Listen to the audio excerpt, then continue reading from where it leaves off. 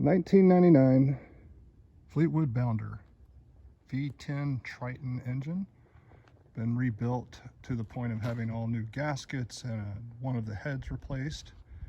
All new Michelin tires about 3 years ago. Full awnings that are all in good condition.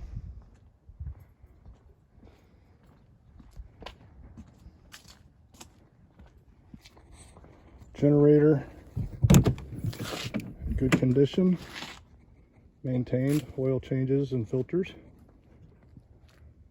Replaced the rear camera a couple of years ago. It's good color, better night vision.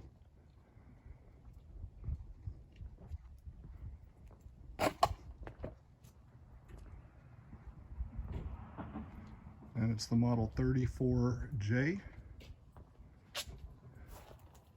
So 34 foot long, no slide outs.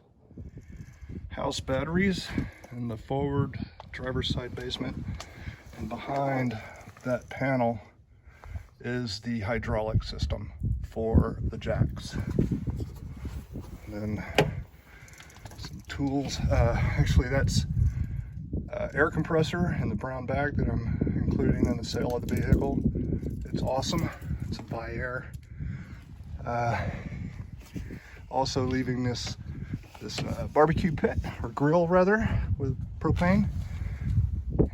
Big basement area back there for good for lawn chairs and tools that I'm going to leave here with the RV. This of course is the basement area for the services coming in. This is the power. Put this electronic management system on a while back ago to protect from surges and make sure we've got good power at the campsites. It's reliable and it's not going to mess up the system. Of course, black and gray water tank connections, incoming water from the city, and an outside spray hose. Just some more like I've got water hose here for the drinking water that I keep in this container here, and various let's see, that's the Genturi exhaust pipe that'll go to connect to the exhaust of the generator and stack up above the RV so we don't breathe it while we're sleeping at night. Okay, starting at the front on the passenger side, basement areas, some storage above the propane tank. Let's go in back here behind the door, just general storage. There's the new inverter, replaced about a year or so ago. It's been working great. This is the hot water heater behind this panel. Up here is the furnace and refrigerator, back of the refrigerator, just in front of the tire. This is where the water pump is, and that's part of one of the tanks. I believe that's the gray water tank. And a little bit more storage below that. This was damaged shortly after we bought it. We had a blowout on the tire,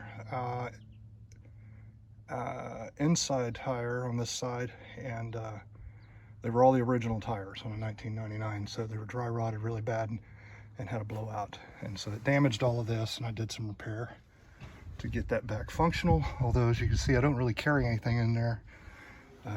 Haven't needed it, haven't needed the space. And then this one is a pass-through to the other side we showed earlier in the other video. And then the last compartment, of course, is the potable water tank, and it's currently full. I've got it up to about this level here. That's the basements. Lots of good space. All right, let's go inside. The retractable stairs are still in good condition, working condition. They've never failed to go in or come out.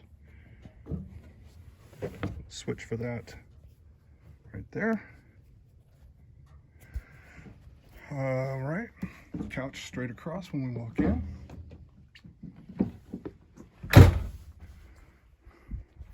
The awnings really help, especially in the summer heat of Texas, as do the full set of curtains on the front window, not only for privacy, but also helps kind of keep that sun out.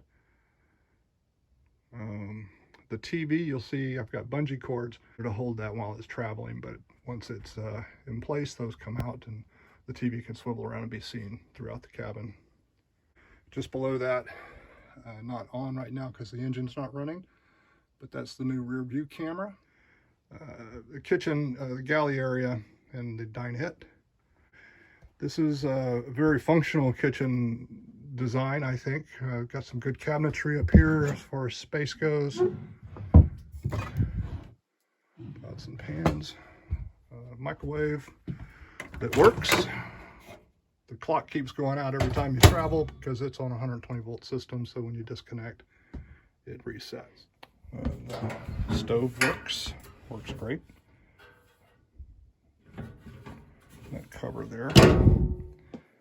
And it also has an oven.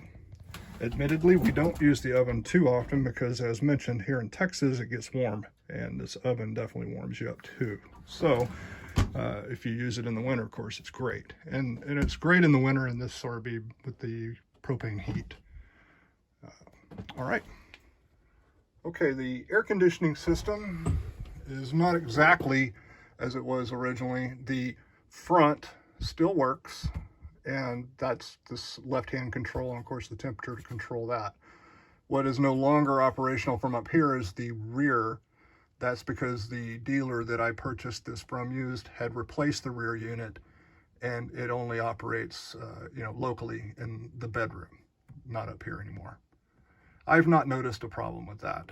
The front's the only thing that'll run on a generator. We use that going down the road traveling, as well as the truck air conditioner to cool the front of the RV. And then we close the bedroom door and keep that closed going down the road so that we don't have to cool that. And then right after the kitchen, as you'd imagine, is the refrigerator unit. It works great.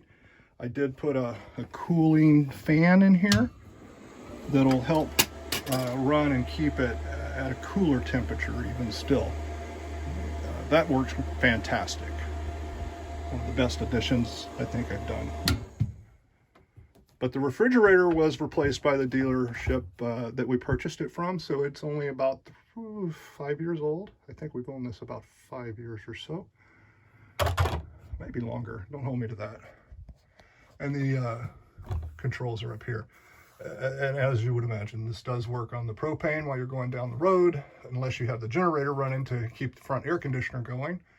In that case, it'll run off that 120 volts. Otherwise, it runs off of propane going down the road and 120 when you're plugged into shore power or on the generator.